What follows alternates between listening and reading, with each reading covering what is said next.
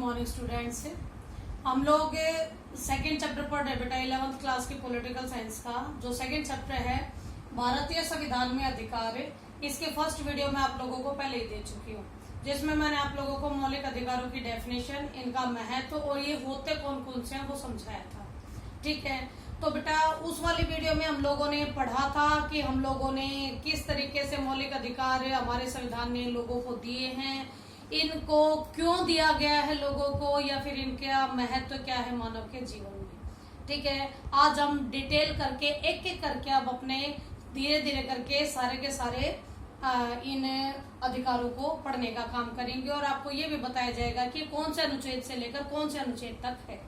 ठीक है, तो बेटा हमारी शुरुआत होती है आप लोगों के पहले ही अधिकार से, जो कि समता का अधिकार आप लोगों के संविधान में लिखा हुआ है। समता शब्द का मीनिंग होता है समानता, इक्वलिटी। ठीक है, यानी कि आप लोगों की समानता जो कि वर्ड पर ही आधारित है। समानता यानी हर लेवल पर, हर एंगल से इक्वलिटी देना हर एक व्यक्ति को, ये हमारे संविधान का सबसे पहला मूल मंत्र था। ठीक है, क्योंकि सबसे ज्यादा महत्वपूर्ण समानता और स्वतंत्रता, ये दो अधिकार मेन बेस हैं आप लोगों के मौलिक अधिकारों की। तो जो पहला अधिकार है समता यानी कि समानता का अधिकार, ये अनुच्छेद 14 से लेकर 18 तक है। अनुच्छेद 14 से 18 तक है। इसके अंतर्गत ये पॉइंट्स आते हैं बेटा, ध्यान से देखिएगा। इसमें है कानून के समक्ष समानता या फिर संरक्षण। ठीक है, फर्स्ट में ही आता है आप लोगों का कि कानून की नजर में कोई ना तो बड़ा है ना कोई छोटा है, ना कोई निकृष्ट जाति का माना जाता, ना कोई उच्च जाति का माना जाता है। जो भी है सब इक्वल है, चाहे वो मजदूर है, चाहे वो देश का प्रधानमंत्री है या राष्ट्रपति है, सब इक्वल है। ठीक है, हर एक व्यक्ति का महत्व है देश के अंदर, सभी को ये मौलिक अधिकार मिले हुए हैं। इसके बाद संरक्षण शब्द का भी इस्तेमाल कर रखा है। संरक्षण शब्द का मीनिंग होता है बेटा बचाना, यानी सरकार हर व्यक्ति के बचाव के लिए समान रूप से काम करती है। ठीक है, हर किसी को संरक्षण प्रदान करती है। इसके बाद है समानता में ही रहेगा बेटा कि हर एक व्यक्ति को बिना किसी जाति, धर्म, लिंग या जन्म स्थान के आधार पर कभी भी किसी के साथ भी कोई भेदभाव नहीं किया जाता। ठीक है, अगर इन आधारों पर किसी के साथ भेदभाव हो रहा हो तो वो अपनी शिकायत दर्ज करा सकता है, और जो ये शिकायत दर्ज की जाएगी इस पर कानूनी रूप से कार्रवाई भी होती है। ठीक है, इसके बाद बेटा किसी भी होटल में, किसी भी दुकान पर, किसी भी कुएं से या किसी भी तालाब में हर व्यक्ति प्रवेश कर सकता है, हर व्यक्ति उसका इस्तेमाल कर सकता है। ठीक है, कोई भी ये कहकर होटल से, तालाबों में से या कुएं से पानी भरने से अगर मना करे कि तू छोटी जाति का, तू इस कुएं से पानी नहीं भर सकता, तो ये सब हमारे संविधान में गलत माना गया है। ठीक है, इसके बाद बेटा रोजगार के अवसरों में समानता। आप लोगों ने भी देखा होगा कि सरकारी नौकरियों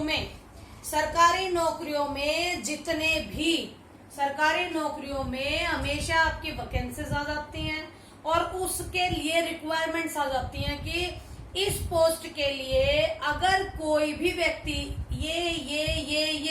ये सारी योग्यताएं पूरी करता है तो वो इस फॉर्म को भरने के लायक है। वहां पर बिल्कुल ये नहीं कहा जाता कि इस जाति का इतने % भर सकता है, इस जाति का इतने % भर सकता है। ठीक है, सरकार सभी के लिए इक्वल तौर पर निकालती है फॉर्म जो उसके लायक है, जिसके अंदर उस फॉर्म को भरने की योग्यता है, वो उस योग्यता का इस्तेमाल करेगा, फॉर्म भरेगा और नौकरी को प्राप्त करने की कोशिश करेगा। ठीक है, अब इसमें आप लोग मुझसे क्वेश्चन कर सकते हो कि मैम SC और ST के लिए तो रिजर्वेशन रखा जाता है। बिल्कुल रखा जाता है, मैं भी कहूंगी। इसमें कुछ एक चीजों में रिजर्वेशन दी जाती है बेटा SC और ST को, और ये क्यों दी जाती है, जैसा कि पिछले वीडियोस में भी आप लोगों को बताया गया है कि अगर हमारा समाज आज यहाँ है तो SC और ST हमेशा से ही यहाँ रहे हैं। ठीक है, हमेशा से ही हमारे समाज में इनको कभी भी इक्वलिटी नहीं दी गई, हमेशा इन्हें मुख्य समाज से अलग थलग पटक दिया गया था। ठीक है, अब सरकार आजादी के बाद जब सबके साथ इक्वलिटी का व्यवहार करती है तो इनको भी यहाँ तक लाने के लिए भाई कुछ रिजर्वेशन तो देनी पड़ेगी। हाँ, जिस दिन ये इस लेवल पर पहुंच जाएंगे उसके बाद पूरे तरीके से ये रिजर्वेशन वाला सिस्टम खत्म हो जाएगा। ओके, इसके बाद आप लोगों का छुआछूत का अंत हो गया है। हम किसी के साथ भी अस्पृश्यता, इसी को कहते हैं छुआछूत, किसी के साथ हम छुआछूत भरा व्यवहार बिल्कुल नहीं कर सकते हैं। अगर हम किसी के साथ ऐसा व्यवहार करते हैं तो ये आज के आधुनिक समय में वाकई में कलंक माना जाता है, और अगर कोई ऐसा काम करता है और उसकी शिकायत हो जाती है तो उसके खिलाफ कानूनी कार्रवाई भी होती है। ठीक है, और समानता इक्वलिटी लाने के लिए ही उपाधियों का भी अंत हमारी सरकार ने कर दिया है। विभिन्न उपाधियों के माध्यम से क्या होता कि कुछ एक लोगों को इतना महत्व मिल जाता और बहुत सारे लोग उसके पीछे छूट जाते। इसीलिए सरकार ने सभी को इक्वल रखने के लिए उपाधियों को ही खत्म कर दिया है कि उपाधियां ही नहीं रहेंगी तो अनइक्वलिटी यानी असमानता भी नहीं रहेगी। ठीक है, ये तो था बेटा तुम्हारा समानता का अधिकार जो कि अनुच्छेद 14 से 18 में दे रखा है। सेकंड आपका जो मौलिक अधिकार है वो स्वतंत्रता का अधिकार है जो कि अनुच्छेद 19 से 22 में दे रखा है। ठीक है, इसमें आप लोगों का जैसे फर्स्ट डाला हुआ व्यक्तिगत स्वतंत्रता, भाषण एवं अभिव्यक्ति की स्वतंत्रता। व्यक्तिगत स्वतंत्रता यानी व्यक्ति की पर्टिकुलर स्वतंत्रता, हर व्यक्ति इस 130 करोड़ जनसंख्या में हर व्यक्ति अपने आप में स्वतंत्र है। उसकी स्वतंत्रता का हनन कोई भी नहीं कर सकता है। अगर उनकी स्वतंत्रता के साथ किसी ने खिलवाड़ करने की कोशिश की तो उसके खिलाफ कानूनी कार्रवाई होती है। ठीक है, इसके अलावा हर किसी को भाषण देने का, सभा करने का, लोगों को संगठित करने का, अपने विचार प्रकट करने का पूरा अधिकार है। अभिव्यक्ति का पूरा अधिकार है। ठीक है, हाँ, शर्त ये होगी कि किसी भी एंगल से वो भाषण, वो विचार, अभिव्यक्ति आप लोगों की कहीं से भी देश के अहित में ना हो, देश विरोधी ना हो, पूरे तरीके से राष्ट्र के प्रेम के प्रति एक्टिव हो। ठीक है, इसमें आप लोगों को अगर मैं बताऊं तो कन्हैया याद होगा आप लोगों को, जेएनयू का छात्र था ये। ठीक है, और यानी जेएनयू में प्रेसिडेंट के पद पर था और उसने याद करो 2 साल पहले पाकिस्तान जिंदाबाद के नारे लगाए थे। ठीक है, आजाद कश्मीर के नारे लगाए थे, भारत के खिलाफ नारे लगाए थे।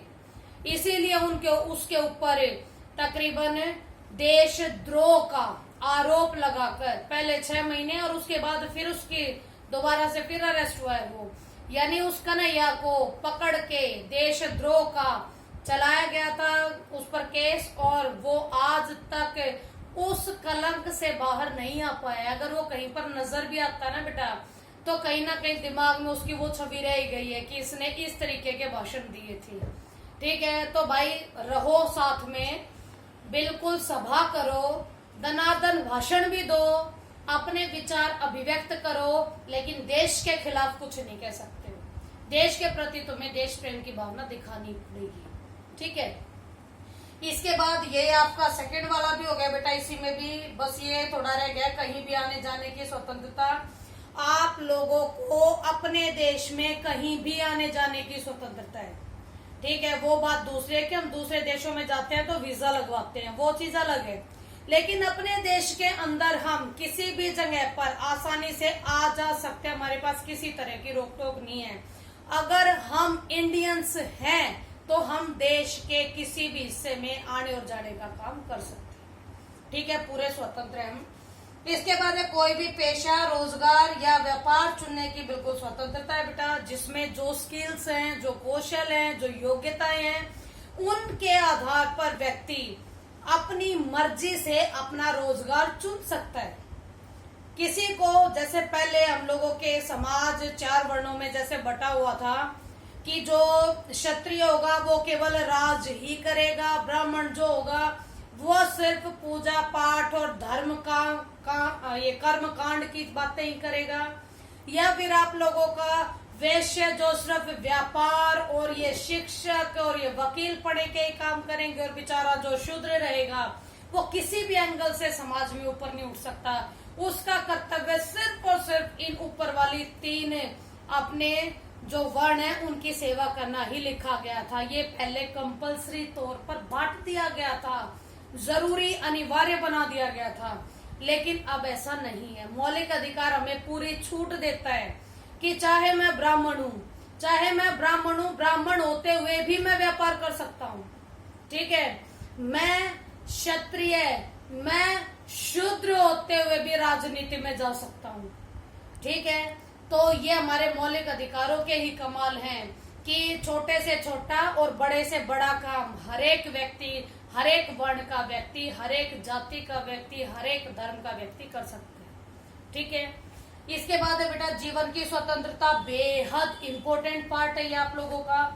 जीवन की स्वतंत्रता आप लोगों का अनुच्छेद 21 है, जो आप लोगों का अनुच्छेद 21 है, इसमें जीवन की स्वतंत्रता 1 मार्क्स में क्वेश्चन आता है ये कि जीवन की स्वतंत्रता का अधिकार, जीवन की स्वतंत्रता यानी मुझे अपना जीवन जीने की पूरी स्वतंत्रता है।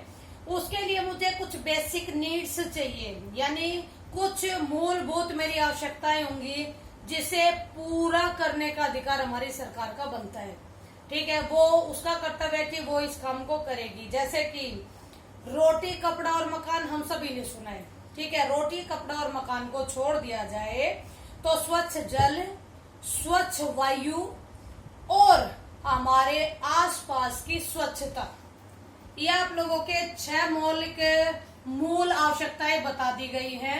हमारे श्रम संगठन ने, इंटरनेशनल लेबर ऑर्गेनाइजेशन ने ये 6 आप लोगों की रखी है प्रॉपर बेसिक नीड्स की, ये तो हर व्यक्ति को मिलनी ही चाहिए। तो जीवन की स्वतंत्रता में जीवन जीने की स्वतंत्रता आती है, जिसमें हम अपने जीवन को हर एंगल से आसानी से अपनी मर्जी से जैसे चाहे वैसे जीने का काम कर सकते, कोई इसमें रोक टोक नहीं कर सकता। इसके बाद है बेटा दैहिक स्वतंत्रता, यानी मुझे हर एक व्यक्ति को शारीरिक तौर पर कोई भी बंदी नहीं बना सकता, ठीक है। आप लोगों को याद होगा, कई बार आप लोगों को क्लासेस में बताया भी है, एक वाक्य याद करो कि इसमें बताया था आप लोगों को कि यूपी में किसी एक लड़के ने अपनी माँ को मानसिक रूप से बीमार बताकर काफी लंबे समय तक काल कोठरी में डाल के रखा था, अपने ही घर के किसी एक कमरे में बंद कर दिया था। वो तो पड़ोसियों को शक हुआ, उसने पुलिस के पास कॉल की, पुलिस ने आकर ये चेक किया, तब उन्हें पता लगा। नहीं तो हमेशा से यही कहते हुए आ रहे थे कि जो स्वतंत्रता आप लोगों की, जिसके हम सब भागीदार हैं, हमारी दैहिक स्वतंत्रता, हमारे जीवन की स्वतंत्रता है, ये हमारी दैहिक स्वतंत्रता के हनन के आरोप में उसके बेटे, उसकी बहू को अरेस्ट कर लिया गया था, ठीक है। इसके बाद शिक्षा पाने की स्वतंत्रता है, हर कोई व्यक्ति स्वतंत्र है अपने लिए, अपने जीवन की खुशहाली के लिए, या फिर सभी उच्च से उच्च आवश्यकताओं की पूर्ति, बेहद वो कहते हैं कि उच्च जीवन स्तर को पाने की जो आकांक्षाएं लोगों के अंदर होती है, अगर इन सब के लिए छोटे से छोटी जात का और बड़ी से बड़ी जात का अगर व्यक्ति भी चाहता है शिक्षा प्राप्त करना, तो सभी को शिक्षा प्राप्त करने का पूरा अधिकार है। वैसे भी हमारी सरकार ने ये 11वां मौलिक कर्तव्य बना भी दिया है 2001 में कि हर एक पेरेंट्स, जिसके चाहे एक बच्चा हो, चाहे 2 हो, चाहे 3 हो, चाहे 4 हो, वो हर बच्चे को शिक्षा प्रदान करेगा अपने हिसाब से। अगर वो आपका बन रहा है, यानी कम कमाई है, तो सरकारी स्कूल में पढ़ा सकता है, अगर उसकी ज्यादा कमाई है, वो अफोर्ड कर सकता है, तो प्राइवेट स्कूल्स में भी पढ़ा सकता है, ठीक है। इसके बाद अभिव्यक्ति और सजा पाए गए लोगों का अधिकार है बेटा अभियुक्त बोलते हैं, जो जिन पर केवल आरोप लगता है, वो आरोप साबित नहीं होता, ठीक है। वो आरोप किसी भी एंगल से साबित नहीं होता, जब साबित हो जाता है तो वो आपका प्रॉपर मुजरिम बन जाता है। तो इन अभियुक्तों के लिए भी या सजाए पाए गए लोगों के लिए भी कुछ अधिकार सूखते हैं। ठीक है, जैसे अगर आरोप है, पुलिस अरेस्ट करने के लिए आई है, तो पुलिस जब अरेस्ट करने के लिए आएगी तो कहीं ना कहीं पहले वो अरेस्ट वारंट दिखाएगी। अगर अरेस्ट वारंट उसके पास नहीं होगा तो हर कोई उनसे जवाब तलब कर सकता है कि किसी भी एंगल से मैं आप लोगों के साथ नहीं चलूंगा, पहले अरेस्ट वारंट लेके आओ तब चलूंगा। ठीक है, या इसके खिलाफ या इसके अलावा जो बच्चा है 15 साल से नीचे का या जो महिलाएं हैं उनको कभी भी पुलिस थाने में नहीं बुलाया जाता। अगर इनसे कोई बातचीत करनी है, कोई सवाल पूछना है पुलिस को, तो पुलिस घर पे आती है। ये आप लोगों के थाने में जाकर किसी भी एंगल से बात नहीं करते हैं। बेटा ये तो थे आप लोगों के 2 मौलिक अधिकार। कुछ इंग्लिश वाला पोर्शन है जिसको मैं क्लियर कट करके थोड़े टाइम के लिए आप लोगों को दिखाऊंगी। उम्मीद है कि समझ में आ गया होगा, और जो इससे आगे के 4 वो नेक्स्ट वीडियो में समझाने का काम करती हूँ। Thank you very much.